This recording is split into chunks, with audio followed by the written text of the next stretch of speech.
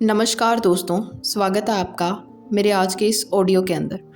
इस ऑडियो के अंदर हम शर्तें लागू बुक की जो दूसरी स्टोरी है, 2 नंबर की स्टोरी, उस स्टोरी को आपके साथ शेयर करने जा रहे हैं और सुनाने जा रहे हैं। तो सुनिएगा कि खाली स्कूल था, एक स्कूल था जो कि खाली था, वहाँ पे कुछ नहीं था।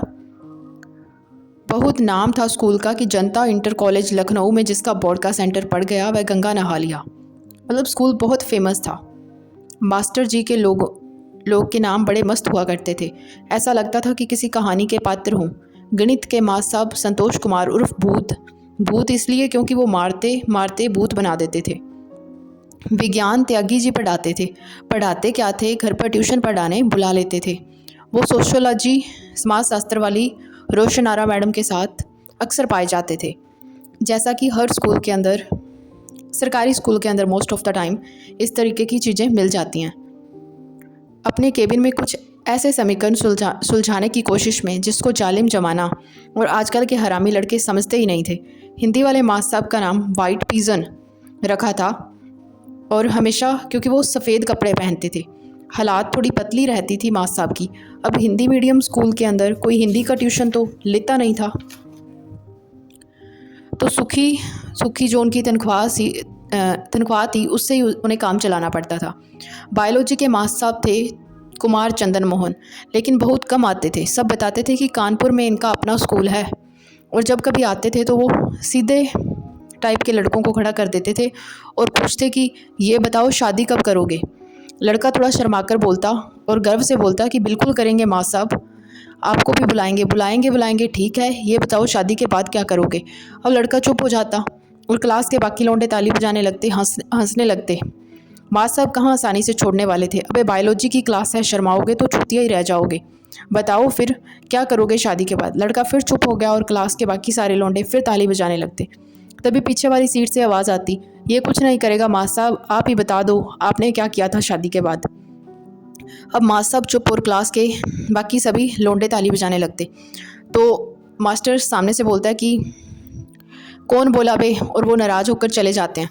सरकारी स्कूल के लड़कों को बस मौज लेने से मतलब था, चाहे मास्टर साहब से लें या फिर साथ वाले किसी लड़के से। कोई किसी की कस के मौज लेता तो पूरी क्लास तालियां से उनका भरपूर समर्थन करती थी। उन दिनों उत्साहवर्धन का एकमात्र यही तरीका हुआ करता था कि दूसरे इंसान के लिए तालियां बजा दो। यह दर्जा क्लास 9 बी अर्थात क्लास 9th बी का दृश्य था। 9th बी पूरे स्कूल की सबसे कुख्यात व उदंड क्लास है, ऐसी मान्यता जगत व्यापक थी। बरसों पहले पूरे महीने की फीस 1 रुपया और 80 नए पैसे हुआ करती थी। मास्टर साहब को जब 2 रुपये दिए जाते तो वो 20 पैसे लौटाते नहीं थे। पूरी क्लास में 92 लड़के थे, तो कुल मिलाकर यदि सभी लड़के मासिक शुल्क जमा कर देते थे और मास्टर साहब की किसी भी 20 पैसे न लौटाते तो मास्टर साहब जी 18 रुपये और 40 पैसे की सूखी कमाई भी हो जाती थी।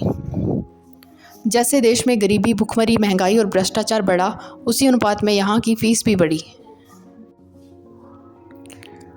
अब फीस 14 रुपये और 80 नए पैसे हो गई है, लेकिन अब भी मास्टर साहब 15 रुपये देने पर 20 पैसे नहीं लौटाते। अगला पीरियड संतोष कुमार उर्फ भूत का होता था। संतोष कुमार के नाम की महिमा कुछ ऐसी थी कि बाकी मास्टर साहब लोग वे उनको भूत ही बुलाते थे। मास्टर साहब 9th बी से लेकर 10th तक के बच्चों में एक ही चीज़ पढ़ाते थे। क्लास में आकर किसी भी ऐसे लड़के को खड़ा कर देते जो उनके घर ट्यूशन पढ़ने नहीं जाता हो। खड़ा हो बे, हाँ तू पीछे वाली सीट से। संतोष कुमार आंखों को भूतिया बनाकर चिल्लाते। जिस लड़के को खड़ा करने के लिए बोला उस लड़के को अगले ही पल संतोष कुमार इंसान से भूत बनते हुए प्रतीत होने लगते, और इसी कारण लड़का डर से थर थर काँपने लगता। ये बताओ a+b का होल स्क्वायर कितना होता है। Sir a² + b² + 2ab। अच्छा, अब a - b का होल स्क्वायर बताओ। Sir a² + b² - 2ab। साले कहाँ से नकल करके बोल रहा है, ये बताओ sin c + sin d कितना होता है। लड़का अभी क्लास 9th में ही पहुंचा था और मास्टर साहब ने 10th क्लास का फॉर्मूला पूछ लिया। लड़का नहीं बता पाया। ऐसा कल अपने पिताजी को लेकर आना, ऐसे नहीं चलेगा, नाम बताओ अपना। फिर एक छोटी सी डायरी जिसमें वो ट्यूशन का सारा हिसाब किताब रखते थे, उसके पिछले पन्ने पर लड़के का नाम नोट कर लेते और उसके पिताजी का आने का इंतज़ार करते। पिताजी के आने पर बस इतना कहते, आपको तो पता ही है सरकारी स्कूल में एक क्लास में 92 बच्चे हैं, सब पे ध्यान नहीं दे पाते, इसलिए शाम को घर पे कुछ बच्चों को जिनमें अच्छे नंबर आने की संभावना है उनको मैं अलग से प्राइवेट ट्यूशन में मार्गदर्शन देता हूँ। आपका लड़का अच्छा है, लेकिन यहाँ के लड़कों के साथ पढ़ेगा तो बोर्ड का इम्तिहान तो घुस गया समझिए। हिंदुस्तान का आम पिता भी आखिर सब कुछ देख सकता है, लेकिन बोर्ड में लड़के का नंबर कम नहीं देख सकता। पिता तुरंत माँ साहब को धन्यवाद देता कि चलिए आपका सशक्त और समर्थ मार्गदर्शन मिलेगा तो बोर्ड रूपी भवसागर पार हो जाएगा। इधर भूत ने अपना एक और शिकार बनाया और पिताजी को आश्वस्त करा कि सबसे कम फीस उन्हीं की है, वरना वर्मा जी कैसे प्राइवेट मार्गदर्शन के नाम पर ठगी मचाए हुए हैं। फिर ट्यूशन वाले लड़के से अगले 2 साल कभी कोई फॉर्मूला नहीं पूछा जाता और लड़का कोई फॉर्मूला याद भी नहीं करता, क्योंकि अब उसकी ज़िंदगी सुखी हो गई। फिर आता था हमारे क्लास टीचर का नंबर। मास साहब का नाम था पुत्तूलाल और मास साहब ऊपर से नीचे तक पुत्तूलाल ही लगते थे। आपने अपने जीवन में जो सबसे बढ़िया चूतिया टाइप का खूसट आदमी देखा हो, उसकी शक्ल पुत्तूलाल से जरूर मिलती होगी। ये भी एक सामान्य मान्यता थी उन दिनों। पुत्तूलाल खूसट इसलिए भी थे क्योंकि कॉपी जांचते समय 2 पेन रखते थे, एक नीला और एक लाल। अगर किसी लड़के ने कोई जवाब सही लिखा है और वह उनके यहाँ ट्यूशन नहीं पढ़ता तो बेचारे बर्दाश्त नहीं कर पाते थे। नीले वाले पेन से जवाब काट देते और लाल वाले पेन से अंडा हक देते थे। इस प्रकार जो लोग पुत्तूलाल के यहाँ ट्यूशन पढ़ने जाते थे उनके साथ न्याय हो जाता था। अगली कक्षा होती थी संस्कृत की और पांडे जी एकदम टाइम पर क्लास में आ जाते। संस्कृत के मास्टरों वाली एक भी आदत नहीं थी उनमें। फ्रेंच दाढ़ी रखते थे, क्लास को बाहर पेड़ की छाँव में लेते ताकि वो सामने वाली नई मैडम को देख सकें और लड़कों को बालिका के रूप में समझा सकें। एक दिन की बात है, पांडे जी पढ़ा रहे थे, इतने में कोई लड़का बोला, गुरुजी आज पढ़ने का मन नहीं है, कोई किस्सा हो जाए। किस्सा सुनाने पांडे जी की मजबूरी ही नहीं कमजोरी भी थी। संस्कृत उन्हें उतनी ही आती थी जितना इम्तिहान में आती थी। खैर, पांडे जी ने बड़े रूखे मन से सामने वाली मैडम जी की तरफ देखते हुए कहा कि अब इस नींबू में रस नहीं रहा, पहले क्या दिन थे। फिर पांडे जी थोड़ी देर तक अपनी जवानी के दिन और रातों में खो गए और लड़के मैडम जी में। तभी किसी ने कहा, गुरुजी ये बात नहीं है, आज भी आप जनता इंटर कॉलेज के मोहब्बत वाले शाहरुख हो। पांडे जी एक लंबी सांस भरी और लड़के की बात को मूक सहमति प्रदान करते हुए बोले, हमारा रस तो चुस गया। तभी पीछे से आवाज़ आई, चुस कैसे गया गुरुजी? पांडे जी को लगा लड़के ने चुस नहीं बल्कि सरकारी स्कूल की आम बोलचाल भाषा में चुस से मिलता हुआ दूसरा शब्द बोला है। इतने में फिर पीछे से आवाज़ आई, रस चूसने का कोई किस्सा हो जाए गुरुजी। फिर पांडे जी नजरें मैडम पर गड़ाए गड़ाए अपने रस चूसने वाले दिन और रातों में खो गए। इसके बाद इंटरवल में सारे लड़के ठेले पे जाके कश्मीरी मिर्च वाले आलू खाते। कुछ सीधे टाइप के चूतिए घर से लंच का डिब्बा भी लेके आते, जिनको बाकी लड़के लौंडियाँ होका वे कह के चिढ़ाते थे। कुछ लड़के इतनी ही देर में क्रिकेट मैच खेल आते थे। इंटरवल के बाद 1 घंटा कोई क्लास नहीं लगती थी। सुबह से पढ़ाते पढ़ाते मास्टर साहब लोग और पढ़ते पढ़ते लड़के थक चुके होते थे। अरे लीजिए, त्यागी जी और रोशन आरा मैडम के बारे में ही तो बता रह ही के जाता इन सब लोगों की बातों में। इधर लड़के और बाकी मास्टर इंटरवल में आराम कर रहे होते, तब अपने कैबिन में त्यागी जी और रोशन आरा मैडम सबसे ज़्यादा काम कर रहे होते, अर्थात दिन भर का सुख दुख बांट रहे होते। रोशन आरा मैडम का पति बहुत जालिम है। यह अफवाह कॉलेज में उस दिन से उड़ गई थी जिस दिन पहली बार रोशन आरा मैडम ने अपना दुखड़ा त्यागी जी को बताया था। तो रोशन आरा मैडम का जो दुख था वही त्यागी जी का भी वो त्यागी जी का सुख था। त्यागी जी का केबिन लैब के अंदर था, एकदम छुपा हुआ। इंटरवल के टाइम की बात है। एक दिन त्यागी जी एक लड़के को लैब से मारते मारते बाहर ले आए। लड़का अपना रजिस्टर लैब में गलती से भूल आया था। बैग लेने का रिवाज हुआ नहीं करता था जनता इंटर कॉलेज में। 9th क्लास में लड़का एक रजिस्टर खरीद लेते थे, वही 2 साल चल जाता था। त्यागी जी लड़के को गधे की तरह मारे जा रहे थे और लड़का गधे की तरह मार खाए भी जा रहा था। मारते मारते जब त्यागी जी थक गए तब छोटे वर्मा ने जाकर त्यागी को रोका और कहा, क्या बात हो गई, इतना क्यों पेल रहे हो साले को? ट्यूशन के पैसे नहीं दिए क्या इसने? अब क्या बताएं वर्मा जी, कितनी बार समझाया है कि लैब में जब भी आओ तो पूछ कर आओ। मैं अगली क्लास के लिए नोट्स बना रहा था, आकर विघन डाल दिया साले ने। त्यागी जी ने पिछली क्लास कब ली थी न लड़कों को याद था और न ही त्यागी जी को। चूँकि कॉलेज आकर रोशन आरा मैडम के सानिध्य में अलग ही अगली क्लास के लिए नोट्स बनाना एक जरूरी प्रक्रिया थी, सो उसमें त्यागी जी का विघन बर्दाश्त नहीं कर पाते थे। छोटे वर्मा समझदार आदमी थे। कभी कभी नोट्स बनाने के लिए त्यागी जी की लैब वाला कमरा वो भी ले लिया करते थे। तुरंत उन्होंने भी लड़के की कनपट्टी पर कांग्रेस की एक जोरदार मोहर लगाई और घोषणा कर दी, जब तक क्लास 9th B के सभी लड़के त्यागी जी को लिखित में माफ़ी नहीं मांगते तब तक त्यागी जी क्लास में पढ़ाने नहीं आएंगे। इतना सुनकर त्यागी जी और छोटे वर्मा की तरफ देखकर विजय भाव से मुस्कुराए और अधूरे बचे हुए नोट्स दोबारा बनाने के लिए लैब में लौट गए। लैब में जब रोशन आरा मैडम ने पूछा कि ज़्यादा लगी तो नहीं, तब त्यागी को पहली बार हाथ में मारने का दर्द महसूस हुआ। यूं ही एक दूसरे का दर्द महसूस करते हुए त्यागी जी और रोशनारा मैडम ने फिर से विघन के सुख दुख पढ़ना शुरू कर दिया। इसके बाद जिसकी क्लास होती थी उसका नाम डुग्गी, असली नाम छोटे वर्मा।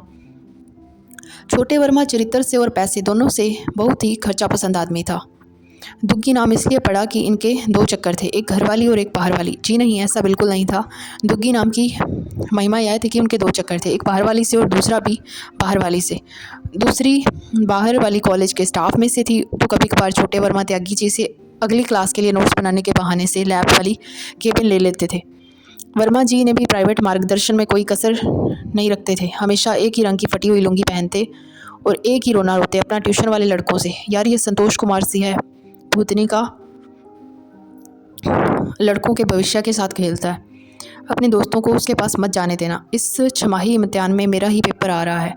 हम तो बस बता ही सकते हैं, लेकिन लड़कों के भविष्य के साथ कोई खेले तो मन खराब हो जाता है। देश के भविष्य के साथ खिलवाड़ ना हो, यह व्यापक चिंता का विषय था, जिस पे दुग्गी जी अर्थात छोटे वर्मा द्वारा अपनी ट्यूशन में की गई चिंता उनके अच्छे इंसान होने पर मोहर लगाती थी। मास्टर वो चाहे जैसे भी हों। इसके बाद एक खेल कक्षा अर्थात स्पोर्ट क्लास की भी होती। मास्टर का नाम हरिंदर नाथ था। उनके लड़के प्यार से हरिंदर, चुकंदर, भगंदर, जितेंद्र, सुरेंद्र, छुचुंदर आदि जो मन में आए बोल दिया करते थे। मास्टर स्पोर्ट्स के थे लेकिन पहनते धोती थे। बस जीवन भर का खेल में ही रह गए, भरपूर कूद नहीं पाए कभी, इसलिए शादी नहीं हो पाई। क्लास में आकर किसी भी गोरे चिकने लड़के को खड़ा कर देते, अपने पास बुलाते, एक आध बार पीठ सहलाते और कहते, देख रहे हो जब यह इतना खूबसूरत है तो माँ कितनी खूबसूरत होगी। हालांकि इस बात से क्लास के कुछ लड़के नाराज़ हो गए। एक बार उन्होंने कमरे का दरवाज़ा बंद किया और माँ साहब की धोती उतारी, कंबल लपेटा और माँ साहब से निवेदन किया कि किसी को यह बात बाहर जाकर न कहें। और इस सविनय निवेदन के बाद क्लास के हर लड़के ने माँ साहब की कंबल कुटाई करके अपने जीवित होने का संकेत दे दिया।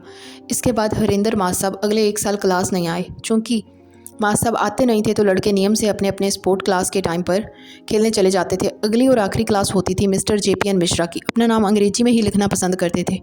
JPN मिश्रा का फुल फॉर्म तो केवल दो लोगों को ही पता था, एक तो सवैया JPN मिश्रा और दूसरा उनके स्वर्गीय पिताजी को। JPN मिश्रा की एक और आदत बाकी माँ साहब लोगों से अलग थी।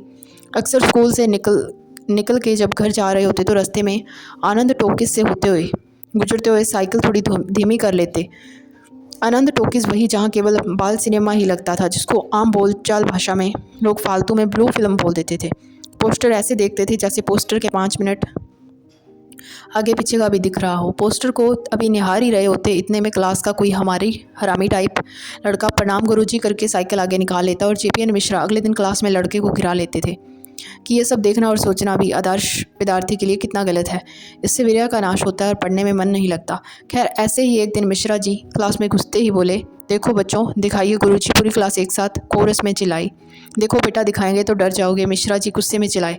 आखिर में पीछे वाले दरवाजे से धीरे धीरे लड़के निकलना शुरू कर देते। छुट्टी का टाइम शाम के 4 बजे था, लेकिन तब तक स्कूल में ना मास्टर बचते न ही बच्चे। 5 बजे से मास्टरों को ट्यूशन पढ़ानी होती और लड़कों को पढ़नी होती। कभी आपको मौका लगे तो किसी सरकारी स्कूल का चक्कर जरूर लगाइएगा, ये सारे लोग बदले हुए नामों के साथ मिल जाएंगे। और आई थिंक ये स्टोरी तो हर बच्चे ने जी है, चाहे वो किसी सरकारी स्कूल में पढ़ा हो या फिर किसी प्राइवेट स्कूल का हिस्सा हो। तो धन्यवाद गाइस, मिलते हैं नेक्स्ट वीडियो में और इसकी अगली स्टोरी लेके आएंगे। Thank you. अगर वीडियो अच्छा लगा हो तो वीडियो को लाइक करना एंड कमेंट्स के अंदर बताओ कि नेक्स्ट बुक कौन सी है जिसको हम ऑडियो के अंदर कन्वर्ट करें। Thank you.